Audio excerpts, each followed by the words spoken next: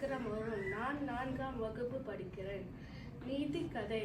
மனுநீதி சோழரின் கதை.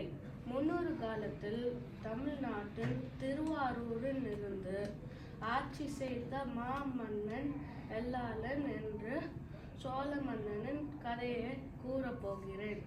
நீதி வேண்டி வருபவர்கள் அழைப்பதற்காக மனுநீதி சோழரின் அரண்மனை வெளியே ஒரு பெரிய ஆராய்ச்சி மணி கட்டப்பட்டிருந்தது.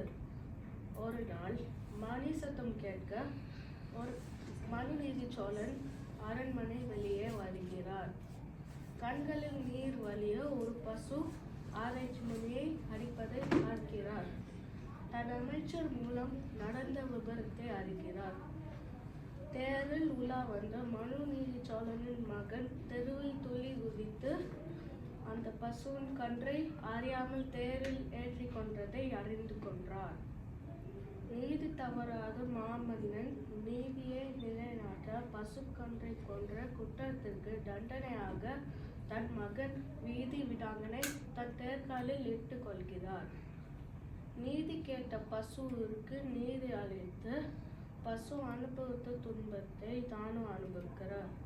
சமநீதியின் அடையாளமாகவே திகழ்ந்தார் மாமன்னர் மனுநீதி சோழர்.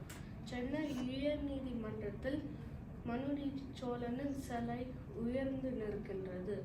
நான் கதையில் என்ன கற்றுக்கொண்டேன் என்பேனா, நாமும் மனுநீதி சோழனை போல் எல்லா உயிரினங்களுக்கும் சம உரிமையும் மரியாதையும் செலுத்த வேண்டும். நன்றி.